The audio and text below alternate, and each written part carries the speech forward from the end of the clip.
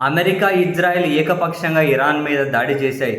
దారుణంగా బాంబులు వేసి వాళ్ళ సుప్రీమోతో పాటు సీనియర్ కమాండర్లందరినీ, మంత్రులందరినీ ఫస్ట్ రోజే చంపేశాయి.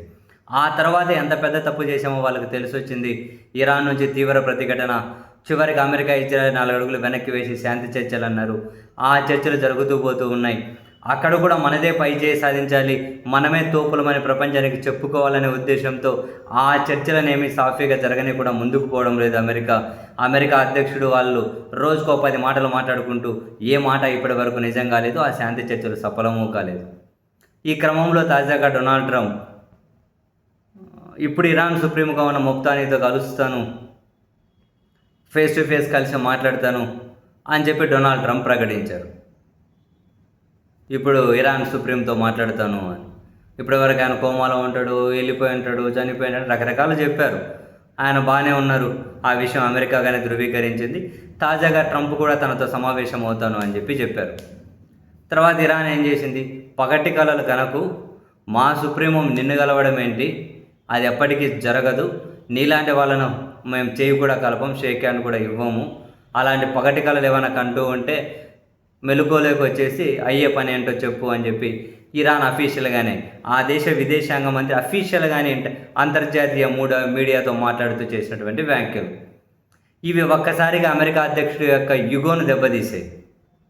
ఆయన అంటే అమెరికా అధ్యక్షుడు అంటే ప్రపంచంలో ఎవడైనా ఎదురు చూస్తాడు ఆయన కలవడానికి అని చెప్పి అనుకుంటారు కదా. ఆయనే కలుస్తా అంటే ఇరాన్ సుప్రీమో మేమేంది కలిసేది అని చెప్పారు. నీకు షేక్ హ్యాండ్ కూడా ఇవ్వము అన్నారు వాళ్ళు. మరి అమెరికా అధ్యక్షుడు యుగో దెబ్బతి అనుకుని ఉంటుందా? అందుకని చెప్పి ఒక దారుణమైన, అసహ్యకరమైన, ప్రపంచాన్ని మరింత అస్థిరతలోకి నెట్టివేసే ఒక దుర్మార్గమైన నిర్ణయం తీసుకున్నాడు డొనాల్డ్ ట్రంప్. ఇంకా అమలు చేయలే, బట్ ఆ నిర్ణయం అయితే తీసుకొని ప్రపోజల్ మిత్రులకు పంపించారట. ఏంటా నిర్ణయం? ఇప్పుడు ఇరాన్ అమెరికా శాంతి చర్చలో కీలకమైన విషయం ఏంటి? ఇరాన్ అడుగుతున్నది వాళ్ళ అంతర్జాతీయంగా అమెరికా బ్యాంకులతో పాటు వాళ్ళ మిత్ర దేశాల్లో కూడా ఇరాన్ డబ్బు, బంగారం, భూములు, ఆస్తి ఏదైతే ఫ్రీజ్ అయి ఉందో దాన్ని రిలీజ్ చేయమని. అసలు ఇరాన్ది పక్క దేశాలకు ఎందుకు పోయిందంటారా? వాళ్ళ ప్రధాన ఆర్థిక వనరు ఏంటి? చమురు, గ్యాసే కదా. సో వాళ్ళు ప్రపంచంలో వివిధ దేశాలకు అమ్ముతారు కదా, వాళ్ళు వీళ్ళకి డాలర్లలో పే చేయాలి కదా. అది ఫస్ట్ అంతర్జాతీయ బ్యాంకుకి వెళ్ళి అక్కడి నుంచే కదా ఇరాన్ అకౌంట్లోకి వెళ్తుంది. అది ఎప్పుడైతే అంతర్జాతీయ అకౌంట్లోకి వెళ్ళిపోయిందో వేరే వేరే దేశాలలో, అది అమెరికా కంట్రోల్లో ఉన్న బ్యాంకుల్లో కొంత, అమెరికా మిత్ర దేశాల బ్యాంకుల్లో కొంత ఉన్నప్పుడు అది ఇరాన్కి రిలీజ్ కావాల్సిన చోట అదంతా బ్లాక్ చేసి పెట్టేసింది అమెరికా. ఇరాన్ డబ్బు బ్లాక్ చేసింది. కారణం ఏంటి అంటే వాళ్ళు ఎవరికో నిధులు ఇస్తున్నారు, వాళ్ళు ఉగ్రవాదులకు నిధులు ఏదో రకరకాలు చూపెడుతూ వాళ్ళదైతే డబ్బు బ్లాక్ చేశారు. అది ఎప్పటికైనా ఇరాన్కి రావాల్సిందే. ఇప్పుడు డొనాల్డ్ ట్రంప్ ఏం చేశాడు? అరే నేను కలుస్తానంటే నన్ను కలవనంటాడా అని చెప్పి ఈ బ్లాక్ చేసిన, ఫ్రీజ్ చేసిన డబ్బు ఏదైతే ఉందో అది ఇరాన్ వల్ల గల్ఫ్ దేశాలు నష్టపోయాయి కదా, మౌలిక వసతులు నష్టం జరిగింది కదా, దాని రిపేరీ కోసం అని చెప్పి ఇరాన్ డబ్బు ఖర్చు పెట్టేకి నిర్ణయం తీసుకున్నారట. ఇరాన్ డబ్బు ప్రపంచ బ్యాంకుల్లో అంటే అంతర్జాతీయ బ్యాంకుల్లో ఉంది, దాన్ని గల్ఫ్ దేశాల్లో ఖర్చు పెడతారట. ఆ మేరకు గల్ఫ్ దేశాలకు ప్రపోజల్ పంపించారట. మీరు ఓకే అంటే ఈ ఇరాన్ డబ్బు తీసుకొచ్చి మీకు ఖర్చు పెడతాము అని చెప్పి. ఇంతకు మించిన అసహ్యకరమైన నిర్ణయం ఉంటుందా? అసలు ప్రపంచ దేశాలు ఎవడన్నా నమ్ముతాడు ఎట్లయితే? అసలు ట్రస్ట్ అనేది ఎక్కడైనా ఉంటుందా? మనం మామూలుగా నాటు భాషలో ఒక మోటు సామెత ఉంటుంది, చెప్పలేం, కానీ పబ్లిక్గా ప్రపంచం అదే పనే. చివరికి ఇరాన్ డబ్బు అక్కడ ఖర్చు పెట్టడం ఏంది, వాళ్ళ డబ్బు వీళ్ళు ఆడుకోవడం ఏంది? ఓవరాల్గా అట్లా ఇరాన్ డబ్బు, ఇరాన్ బంగారం, ఇరాన్ ఆస్తిపాస్తులు ఇవన్నీ అంటే దాదాపు కొన్ని సంవత్సరాల కిందటే బ్లాక్ చేస్తే ఆ సంవత్సరాల కిందటే వాటి వాల్యూ 15 లక్షల కోట్ల వరకు ఉంది అని. ఇప్పుడు వాల్యూ ప్రకారం కనీసం 25 లక్షల కోట్ల వరకు ఉంటుంది అని.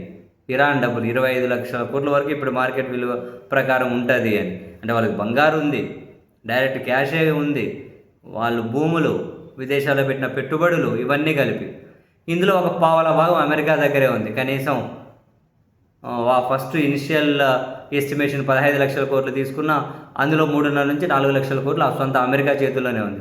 మిగిలింది వాళ్ళ మిత్రుల దేశాల బ్యాంకుల్లో ఉంది. అమెరికా కోపం వస్తుందేమో అని చెప్పి వాళ్ళు కూడా ఇరాన్కి ఇవ్వడం లేదు. ఇప్పుడు ఆ డబ్బు తీసుకెళ్ళి గల్ఫ్ కంట్రీస్లో ఖర్చు పెడతారా? ధర్మమా అది? న్యాయమా అది?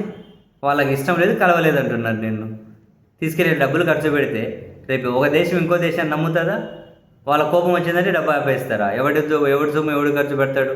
ఫ్రీజ్ చేసి పెట్టారు, వాళ్ళు ఏదో రకరకాల కారణాలు చెబుతున్నారంటే ఓకేనేమో. ఓకే కానీ కాదు, కానీ బలిసిన వాళ్ళు ఆధిపత్యం ఉన్నోళ్ళు కాదు.